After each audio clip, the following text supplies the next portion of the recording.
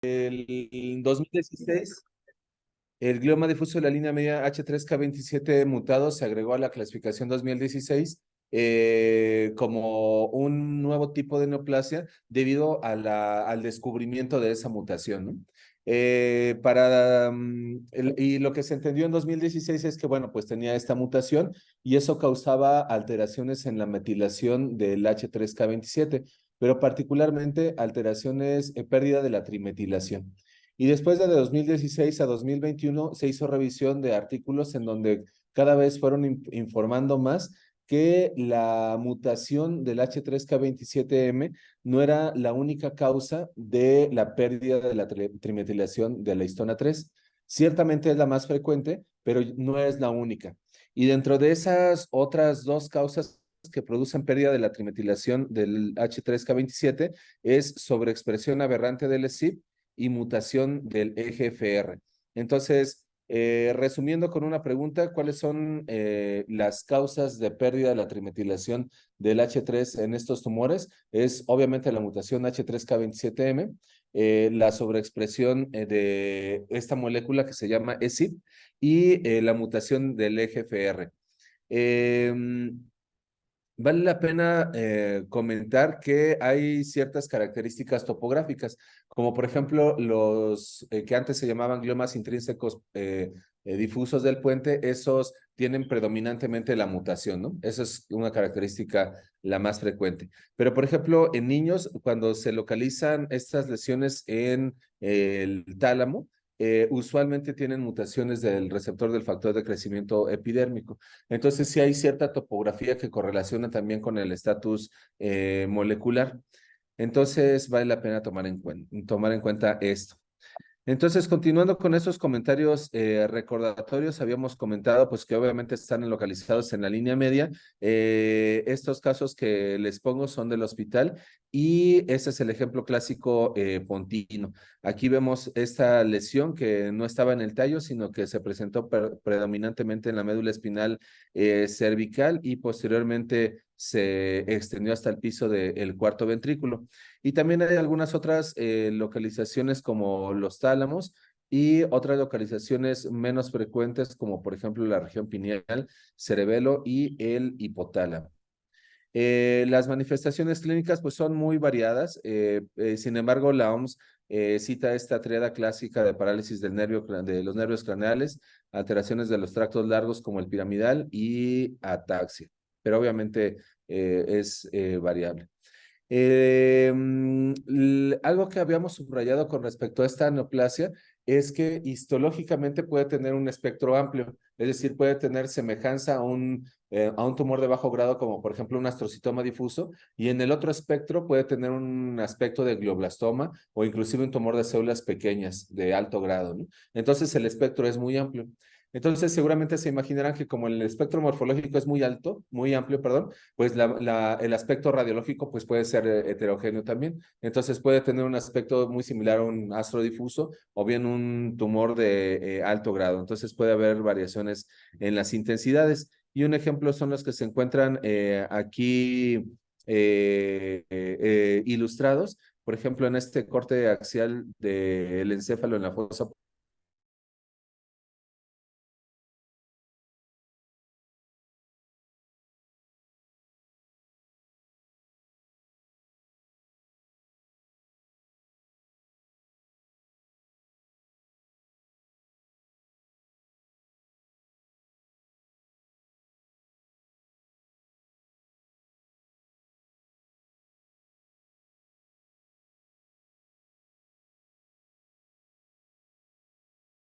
particularmente particularmente en adultos jóvenes, de tal forma que ver una neoplasia de estas en adultos de la quinta o sexta década de la vida, pues es inusual, ¿no? Noten, por ejemplo, el porcentaje de presentación en cuanto a localización en el tallo, pues es el 75% y esto es lo más común, ¿no? Es lo más común. Y bueno, seguimos recordando lo que habíamos platicado en la clase anterior. Y miren, este es un estudio, este es un encéfalo en donde observamos el crecimiento irregular del puente con predominio del lado izquierdo y ampliación del surco de la basilar. En la superficie de corte observamos una neoplasia heterogénea. Aquí se ve predominantemente difusa, con expansión de la lesión, de límites imprecisos y algunas zonas que tienen un aspecto hemorrágico. En las fotos de abajo, noten que hay zonas de cambios de color. Aquí, por ejemplo, se ve color café, aquí se ve color gris. Estas zonas histológicamente corresponden a zonas de mayor celularidad que tomando en cuenta, por ejemplo, un tumor astrocítico, pues correspondrían a zonas de hipercelularidad y actividad mitósica. En el lenguaje macroscópico clásico, estas zonas las describíamos como astrocitoma con características anaplásicas, ¿no? Ese término lo utilizábamos con anterioridad.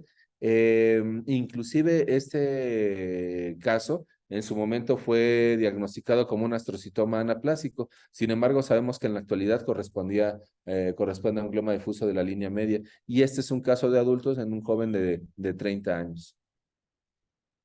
La morfología, fíjense que cuando conocimos este tumor en 2016, o más bien cuando leímos la definición en 2016, la OMS decía, pues no importa la morfología, con que tenga la mutación, se llama glioma difuso de la línea media H3K27M mutado. Entonces, eso habría un espectro muy amplio, ¿no? O sea, decíamos, no, pues en la torre, pues entonces, pues ese tumor me puede engañar. O sea, inclusive podíamos pensar que morfologías ependimarias en la médula espinal, pues decía, si tiene la mutación, pues entonces eso es un glioma difuso de la línea media, ¿no? Sin embargo, nuevamente conocimos mejor este tumor de 2016 a 2025 con todas las series de casos que se publicaron. De hecho, en pediatría, la doctora Ciordia junto con Karen Leal, la doctora Karen Leal, actualmente patóloga pediatra en el Centro Médico del Noroeste, ellas hicieron un trabajo de revisión de 5 años y en su trabajo de tesis de la doctora Karen Leal encontró que la morfología era astrocítica, así completamente astrocítica. Difícilmente se va a encontrar una morfología diferente, ¿no? Entonces la morfología es predominantemente glial. Sin embargo, digamos que el tip que les quiero compartir es que si tenemos un paciente con un tumor en el puente, en el tallo, etcétera, pues, y la morfología no es tan astrocítica, pues siempre hay que considerar el glioma difuso de la línea media H3K27 alterado en el grupo epidemiológico pertinente. Y otro ejemplo que les ponía es estos fueron de los primeros casos pediátricos que me tocaron ver en 2012, 2013, en donde vemos esta neoplasia en tallo. Noten cómo es heterogénea en este T1 con contraste. Noten cómo el contraste es heterogéneo, desde sutil a algunos puntos de mayor intensidad, ¿no? Y alterna con algunas zonas hipointensas. Y chequen aquí, pues esta morfología es una morfología de una neoplasia poco diferenciada, ¿no? Aquí no podemos decir si es un tumor epitelial, si es un tumor glial, si es un tumor neuronal, es poco diferenciada. Entonces se ve un crecimiento difuso de células monótonas con núcleos ovoideos de cromatina predominantemente compacta. Inclusive recuerda un aspecto hasta embrionario, ¿no? Y ven este citoplasma anfófilo que se ve a manera de fondo en la neoplasia, ¿no? Entonces, esta es una neoplasia poco diferenciada.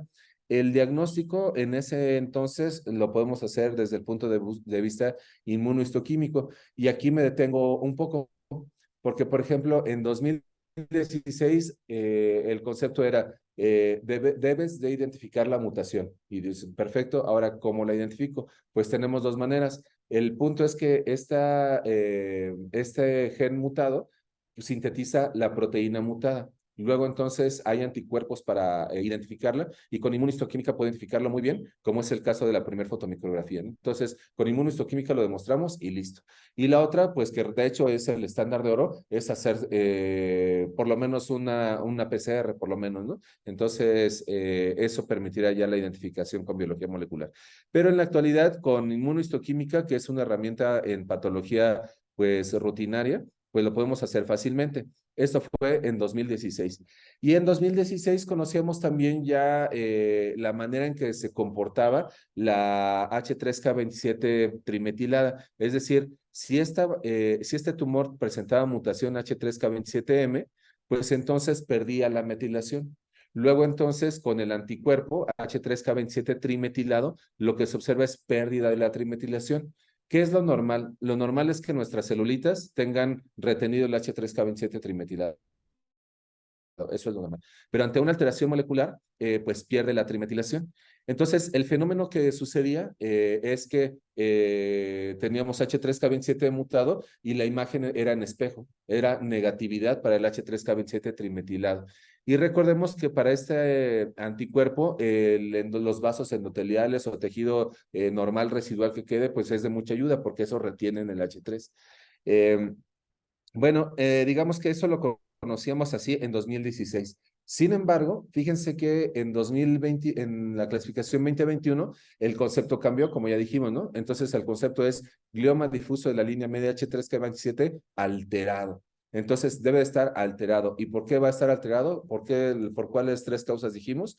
Por la mutación, por sobreexpresión aberrante del ESIP o bien por mutación del EGFR, ¿no? Entonces, cualquiera de esas tres circunstancias trae como consecuencia pérdida de la trimetilación. Entonces, ahora, para fines de 2021, con el H3K27 trimetilado, con ese es suficiente para que nosotros podamos hacer el diagnóstico. Es decir, con inmunohistoquímica, ya si demostramos que pierde la retención, pues entonces decimos ya no está metilada la histona 3 y por lo tanto vamos a diagnosticar glioma difuso de la línea media H3K27 alterado, ¿no? Ya sin importar la causa. Y nuevamente, para hacer la correlación, pues el estándar de oro es el estudio de biología molecular. Con inmunohistoquímica tenemos esta proteína mutada. Para el ESIP también hay anticuerpos para ESIP. Y para el EGFR, ahí sugiero mejor hacer biología molecular, ¿no? Pero bueno, eso ya sería como que una fineza. Para fines diagnósticos, con que nos quedemos aquí, es suficiente. Mientras no tengamos blancos terapéuticos, en cuanto se identifiquen blancos terapéuticos probados para estos pacientes, entonces ya vamos a escalar al siguiente paso, ¿no? Al paso molecular, ¿no? Hasta ahorita en donde estamos en México y en el mundo, pues son para fines académicos y para fines de investigación. Y miren, este es otro ejemplo. Este es otro ejemplo de pediatría. Noten los cortes axiales, sagital y coronal de esta neoplasia. Noten, es el ejemplo clásico con afección pontina, en este caso con oclusión del cuarto ventrículo. Noten el T1 cómo tiene zonas predominantemente hipointensas, en T2 es hiperintenso y es una neoplasia oval expansiva y heterogénea, ¿no? Y miren, en el corte histológico aquí, pues se hicieron, como se imaginarán, pues obviamente no se aspira a resección, ¿no? Sino que pues se hacen solamente algunas biopsias. Y fíjense que en estos casos les sugiero solicitar transoperatorio. Y les sugiero solicitar transoperatorio para evaluar no tanto el diagnóstico, porque cuando ustedes ven este tumor, ustedes ya pueden decir, no, esto seguramente es un glioma difuso, ¿no? Pero la idea del transoperatorio es para que nosotros les digamos, hay tejido y hay tejido viable y necesitamos un par o tres muestras más para estudio de inmunohistoquímica, ¿no? Porque alguna de estas zonas de biopsia puede ser necrosis y puede no ser valorable. Y miren, por ejemplo, en este caso, chequen como hay tejido un tanto mixto. Se identifican la basofilia de los núcleos, pero se encuentra en un fondo fibrilar, pero un tanto necrótico. Ese fondo fibrilar fue mejor evidenciado con la proteína ácida glial fibrilar y en este caso se hizo la inmunomarcación con H3K27M y entonces se identifica la inmunomarcación. Y esa es la inmunomarcación usual. Suele ser así intenso en el núcleo y difuso. Así es la inmunomarcación. En casos que están así como medio dudosos, pues el siguiente paso a escalar pues es la biología molecular, o sea, buscar la mutación. Y este caso es de pediatría. de la unidad de pediatría del centro médico, y este caso es de aquí de especialidades, este es de adultos. Este es un caso muy especial porque noten esta neoplasia, vean en este corte axial la neoplasia es pues intraventricular, ¿no les parece? Con afección del cuerpo calloso. Noten también lo heterogéneo que es la lesión, las intensidades son variables. Y vean el corte histológico, chequen el corte histológico, estoy seguro que ya identificaron un perfil, ¿no? Histológico. Vean, ¿tiene fondo fibrilar? Sí, pero es escaso, ¿no? Y vean, la celularidad es muy abundante. Valoren la celularidad con la densidad de los núcleos. Y los núcleos en general son, pues, regulares, con pleomorfismo leve si gustan, pero sin embargo la densidad celular es lo que llama la atención, o sea, tanta celularidad, eso ya nos habla de que la morfología por lo menos es de grado 3. Hablo de la morfología, ¿no? Y sin embargo, pues hicimos H3K27 trimetilado, y miren, el H3K27 trimetilado tuvo pérdida de la retención. Aquí tenemos un pequeño fragmentito de tejido residual eh, que se agregó, pero vean, aquí se ve la retención todavía. Entonces, esto nos sirvió como control interno para poder demostrar la pérdida de la trimetilación, y aquí pues ya no necesitamos identificar la proteína mutada. Con esta pérdida de la trimetilación, podemos decir que esta neoplasia es un glioma difuso de la línea media H3K27 alterado. Y la morfología es de grado 3, por lo menos en el tejido que se resecó. Y recordamos que este glioma difuso de la línea media H3K27 alterado es grado 4 de la OMS. Muy bien. Bueno, pues ahora vamos a platicar sobre otra neoplasia, y esta neoplasia es una neoplasia nueva en la clasificación 2021. De esto, recordemos que en estos grupos de tumores, antes en pediatría eran diagnosticados como o glioblastomas o tumores neuroectodérmicos primitivos. Esos eran los dos diagnósticos recurrentes, ¿no? Esos dos términos, el tumor neuroectodérmico primitivo ya no se usa, y el glioblastoma, pues es raro en pediatría y tenemos que demostrarlo molecularmente. Y bueno, este glioma difuso hemisférico, pues su nombre es descriptivo, ¿no? Primero es hemisférico, ¿no? Y la otra es que tiene una mutación en la histona 3, pero en la posición G34. Entonces, este tiene la mutación H3, G34. Y esta mutación, la mutación más frecuente es la mutación G34R en un 94%. Esa es la mutación más frecuente. Y la otra mutación descrita es G34B. Entonces, estas dos mutaciones pueden presentarse en este gen, en el gen de la histona 3H3 3A. Entonces, ¿cuál es el gen mutado? H3 3A. ¿Y cuáles son las dos mutaciones más frecuentes? O más bien las dos mutaciones que pueden presentar estas, y cuál es la más frecuente, G34R. Así como el H3K27M es, pues eso, H3K27M, este es H3G34R, la más frecuente. Y esta es una neoplasia grado 2, y generalmente esta neoplasia, la morfología es de alto grado, así histológicamente es de alto grado. Y bueno, el pequeño detalle con esta mutación es que bloquea algunas vías de señalización, particularmente moléculas como estas, ZD2 y KDM2A. Y esto trae como consecuencia también pérdida de la trimetilación, pero es una trimetilación distinta, ¿no? Esta es una trimetilación H3K37 trimetilada, y lo que condiciona es pérdida de la trimetilación. Entonces, aquí no podemos utilizar el H3K27 M3 porque es una molécula distinta, ¿no? Pero lo que les quiero compartir es que el fenómeno es muy similar. Son cambios epigenéticos en donde se pierden alteraciones, en donde se pierde la metilación. Y bueno, esto conlleva a sobreexpresión del NMIC, y de manera general, en tumores cerebrales y en algunos otros tumores, o sea, no es una buena idea tener sobreexpresión del NMIC, ¿no? O sea, no es una buena idea, ¿no? Y esto sucede, por ejemplo, en el caso de los meduloblastomas, si tiene sobreexpresión del NMIC, no es una buena idea. En el caso del ependimoma con sobreexpresión del NMIC, no es una buena idea, ¿no? O sea, la sobreexpresión del NMIC es una característica molecular de alto grado, ¿no? O sea, no es una buena idea. Y bueno, esto es porque al parecer esta sobreexpresión induce una reprogramación transcripcional similar a la del prosencéfalo. Este comentario se los puse, viene en la OMS y aparte porque está como muy interesante, o sea, en pediatría, fíjense que yo creo que los tumores pediátricos son alteraciones del desarrollo. O sea, es un encéfalo, es un Es encéfalo un encéfalo de ay Dios, me estoy escuchando yo mismo, ¿no?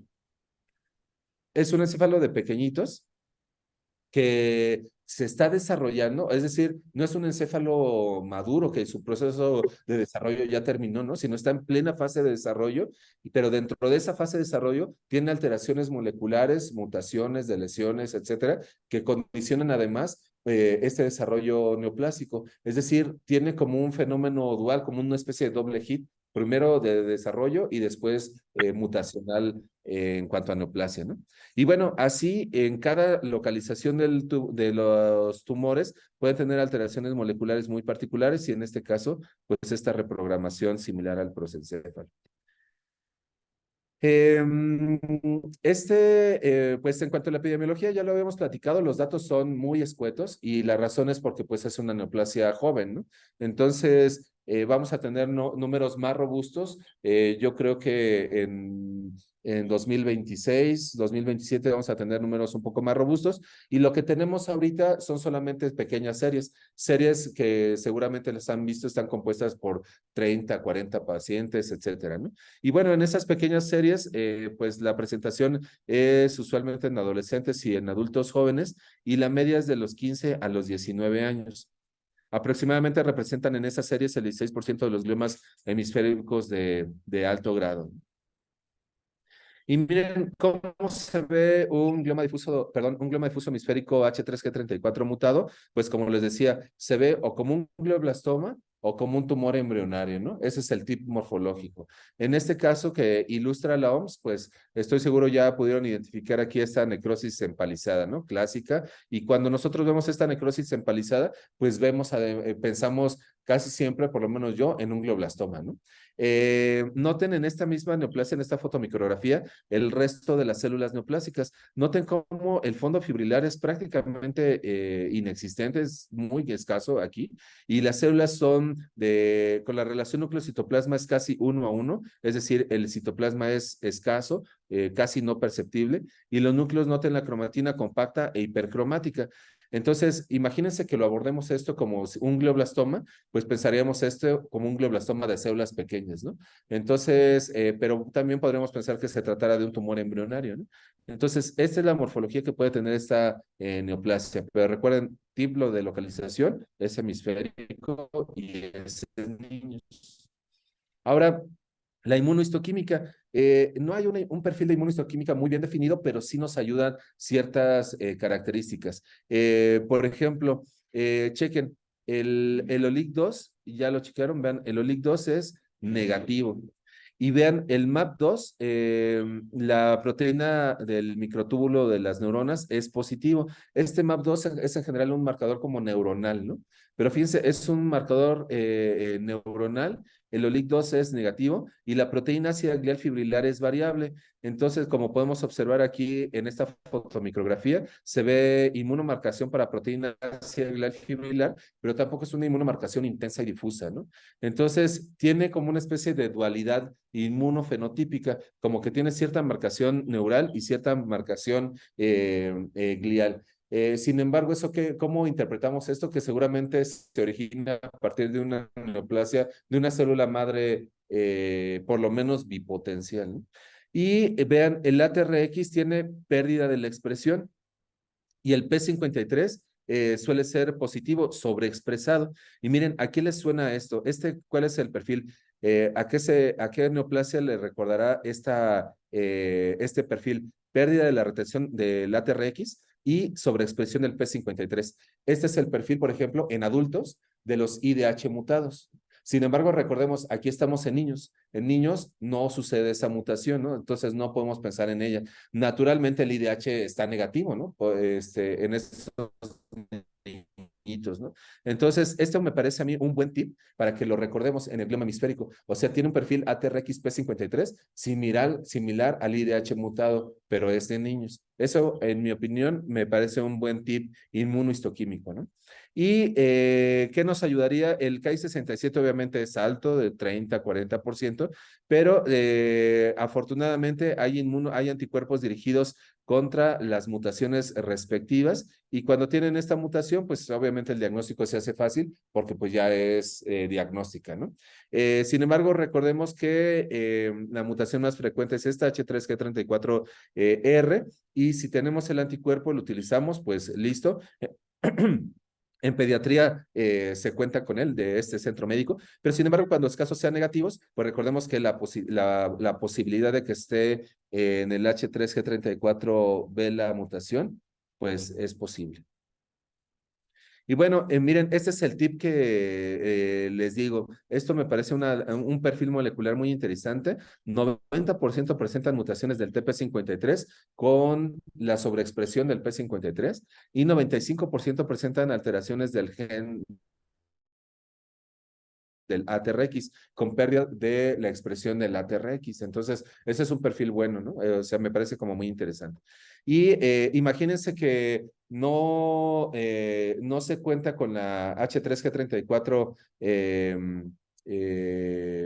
R mutado, pues entonces eso no sería como que un problema tan importante si tenemos P53 y ATRX y podríamos proponer ese diagnóstico, por lo menos en una nota, ¿no? Si tenemos esta mutación, pues bueno, el diagnóstico se hace. Y miren, esta es un comentario que se pone en la OMS. La mutación H3G34 es mutuamente excluyente de las mutaciones IDH1, IDH2 y H3K27M. Es decir, si tiene esta mutación, no tiene las otras, ¿no? Pero sin embargo, yo diría que reflexionemos ese enunciado. El primer punto es que estamos en niños, ¿no? En adolescentes, ciertamente el IDH hay casos informados, eso es cierto, en la adolescencia y en los adultos jóvenes se encuentran esas mutaciones, pero en pediatría, en niños menores de 12 años es prácticamente inexistente, ¿no? Ese es el primer punto que tenemos que reflexionar. Y el otro punto es que, por ejemplo, H3K27M mutado, imagínense si tenemos un pequeñito con un tumor hemisférico, o sea, difícilmente inclusive pediríamos H3K27M porque está lateralizado. Pero ojo, hay casos lateralizados que tienen la mutación, la respuesta es sí. Y eso fue una gran crítica para el glioma difuso de la línea media H3K27M mutado. Entonces, lo que se ha propuesto es que aquellos tumores que estén lateralizados y que tengan la mutación H3K27M, en realidad se toma en cuenta como un factor pronóstico. O sea, que decir que aquellos que los tengan tienen un riesgo de menor sobrevida o de un comportamiento más agresivo, más que defina una entidad. Entonces, eso es el punto a reflexionar. Ok, perfecto. Pues bueno, vamos a la otra neoplasia. La otra neoplasia es el glioma difuso de alto grado de tipo pediátrico, IDH y H3 wild type, ¿no? O nativo. Entonces, esta neoplasia, pues vean cómo lo define la OMS, un glioma difuso con características histológicas de malignidad. ¿Y cuáles son esas? Pues necrosis, actividad mitótica, pleomorfismo, hipercelularidad, etcétera. Típicamente se presenta en niños, adolescentes y adultos jóvenes, sin mutaciones, como su nombre lo dice, de la histona 3, ni del IDH1 y del IDH2, y es grado 4. Entonces, nada más recordemos que se pueden presentar en adultos jóvenes y que estas mutaciones, particularmente el IDH1 y el IDH2 en niños son excepcionales, ¿no? Sin embargo, este tipo de neoplasias, particularmente cuando tenemos adolescentes o adultos, hay que inmunomarcarlos con IDH1. Y bueno, fíjense que en esta neoplasia, es una neoplasia muy rara, tengo que decirlo, es una neoplasia muy rara, pero aquí yo pienso que sí es un poco necesario la biología molecular, porque los subtipos están asociados a alteraciones del RTK2, RTK1 y el NMIC. Entonces, Estos subtipos, la mejor manera de identificar las alteraciones es en biología molecular. Y el RTK2 se presenta en un 96% cuando son supratentoriales y un porcentaje un poco menor supratentoriales en las otras dos alteraciones moleculares. Entonces, esta neoplasia, pues, sí es un reto diagnóstico y tenemos que proponerla si es que no tenemos la herramienta molecular. Y pues miren, el inmunofenotipo, no se ha definido el inmunofenotipo, insisto, es una neoplasia apenas creciente. Se cita que tiene positividad por lo menos focal de proteína ácida glial fibrilar y OLIC2, pero sí vale la pena tomarlo en cuenta porque como recordarán, el H3G34 es negativo a OLIC2, ¿no? Entonces, por lo menos una positividad focal nos orienta a que tenga, a que sea esta neoplasia. Y aquí sí nos ayuda el H3K27M trimetilado, el anticuerpo, porque si tiene la retención, pues obviamente nos permite proponer este diagnóstico también. Y la histología morfológicamente es similar a un glioblastoma o a un tumor embrionario, es decir, nuevamente, ahí está. Y miren, este es un caso que nos compartió la doctora Tania de Oca del Hospital 1 de Octubre. Y este caso, en mi opinión, es como compatible, por lo menos, con esta neoplasia, ¿no? O sea, siguiendo más o menos estas características.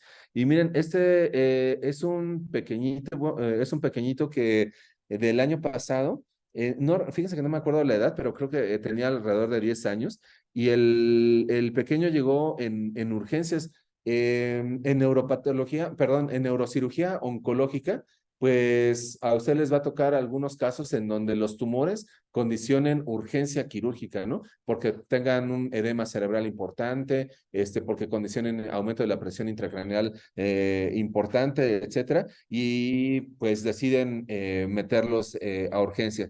Y este es el caso, si mi memoria no me falla, es por eso que tenemos la tomografía. Entonces, miren aquí en la tomografía notan esta neoplasia frontal ovoidea de gran volumen con edema perilesional y también con densidades heterogéneas. Aquí está el corte axial y miren, tiene una característica anatómica en donde es de predominio izquierdo, pero también se extiende hacia el derecho. Y bueno, eso ya es una característica de alto grado, ¿no? Y ven aquí, logramos identificar el cuerpo calloso y afecta el cuerpo calloso. Entonces, es una neoplasia del lóbulo frontal izquierdo con extensión al cuerpo calloso y se extiende hacia el lóbulo frontal contralateral, ¿no? Entonces, eso es una neoplasia de alto grado, sin duda, ¿no? Y bueno, operaron al paciente, hicieron una resección parcial y ya en el posquirúrgico lograron hacer esta resonancia y se las pongo para que podamos identificar las características del tumor.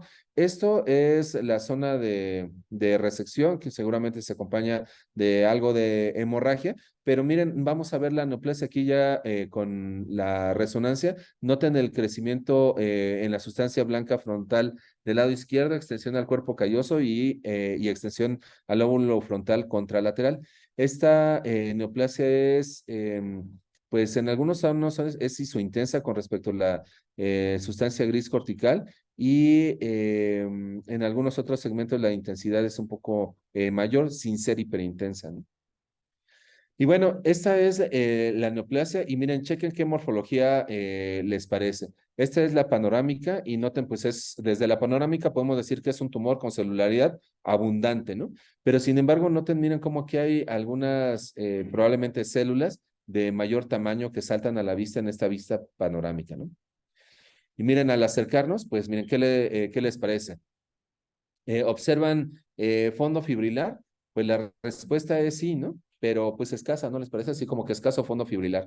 Ahora, en cuanto a la celularidad, ¿les parece leve, moderada o hipercelular? Yo diría que hipercelular, ¿no? Entonces, es un tumor hipercelular con fondo fibrilar, es decir, tiene un aspecto astrocítico. Y además, chequen estas células. Estas células son células gigantes y anaplásicas, ¿no? Entonces, noten que aquí no vemos proliferación microvascular y no vemos necrosis.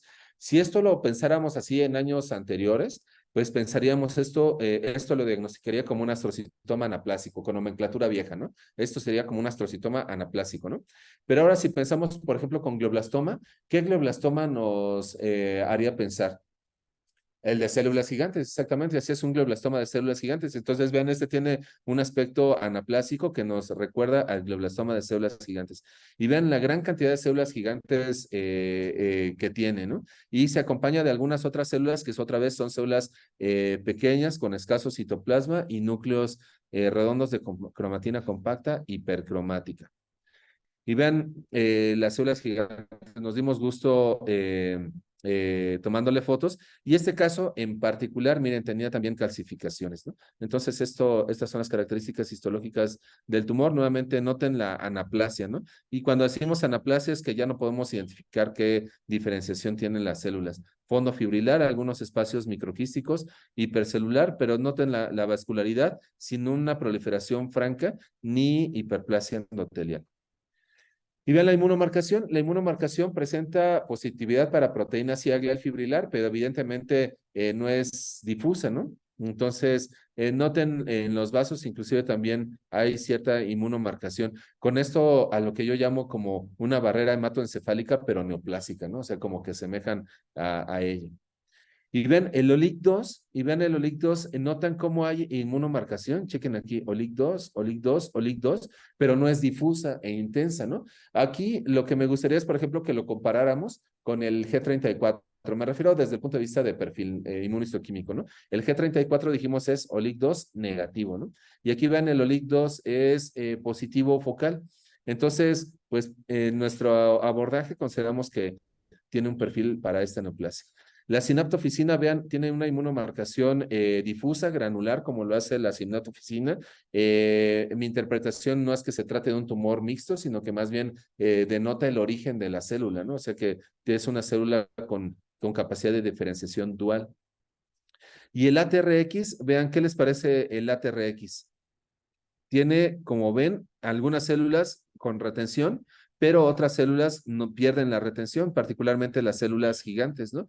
Entonces, esta neoplasia podemos decir que tiene pérdida de la retención del ATRX. El ATRX, ¿cómo debemos de ver el ATRX? Intenso y difuso, así retenido, ¿no? Pero aquí vean cómo hay pérdida de la retención, entonces hay pérdida de la retención del ATRX.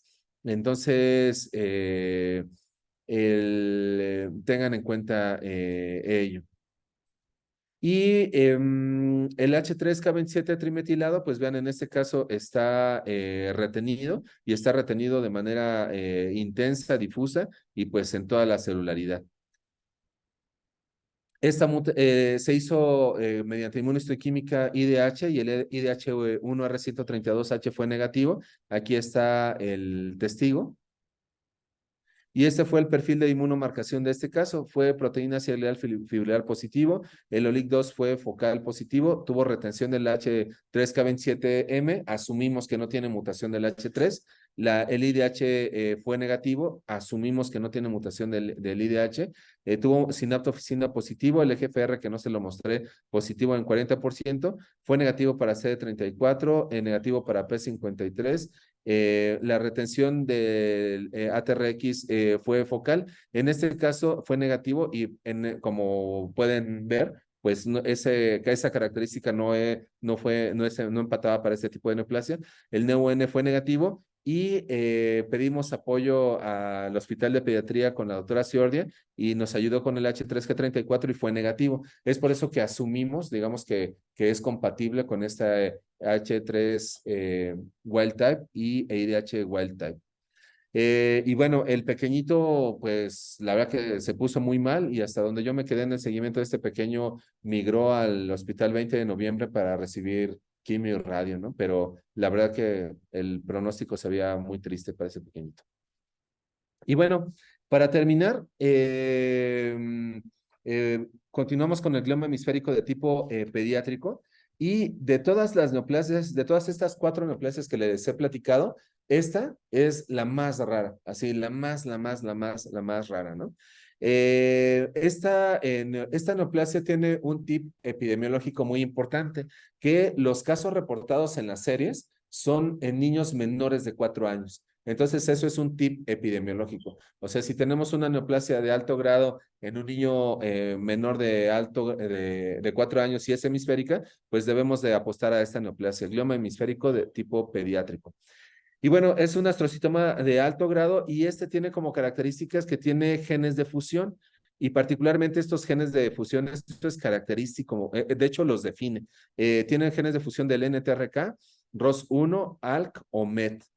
Recientemente en nuestras sesiones generales hospitalarias vino una patóloga, seguramente la recordarán, y nos habló de estos genes de fusión. Salud.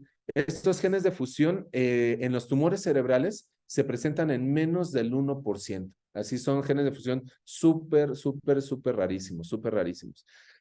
Hasta este momento nos sirven para fines diagnósticos. Sin embargo, hay algunos que ya son blancos terapéuticos, como por ejemplo el NTRK, ¿no? Entonces, esos sí ya tienen ya tienen terapia dirigida y que aquí nos enfrentamos a un digamos que dilema, por ejemplo. A todos los tumores deberían de hacerse la secuenciación masiva. Mm, pues no sé, ¿ustedes qué pensarían? Yo diría, si tuviéramos, como diría Flavio, que recién rotó con nosotros, si tuviéramos el recurso, sí, ¿no? Sin duda, ¿no? Por supuesto hay que hacérsela, ¿no? Ahora, lo que sería muy interesante es qué tanta información útil me da esa secuenciación masiva. O sea, que sea verdaderamente útil, ¿no? Y útil quiero decir que sea pronóstica, diagnóstica y terapéutica. Entonces, a eso yo lo llamo utilidad, ¿no? Entonces, vale la pena a todos los tumores hacerle una prueba que sabemos que la posibilidad de positividad es menos del 1%. No sé, hago la pregunta más bien como para que ustedes la analicen, ¿no? No tengo una respuesta correcta. Pero sin embargo, por ejemplo, para esos papás que tienen ese pequeñito y ese 1% es una posibilidad terapéutica, pues sin duda, ¿no? Ahí yo creo que sin duda vale la pena. Entonces, estamos ahorita en el momento en el que estamos con estas pruebas moleculares, estamos en esa fase, ¿no? Entonces, hay que tomarlo en cuenta, ¿no? Ahora, la localización supratentorial, pues es la más frecuente. Y miren, los casos reportados se diagnosticaron en el primer año de edad y en una edad promedio de 2.8 meses. Insisto, lo que la OMS cita son series de casos y solamente cita 2 series de casos y con una N de alrededor de 30 casos. O sea, y eso fue suficiente para ingresarlos como un tipo nuevo de neoplasia, ¿no?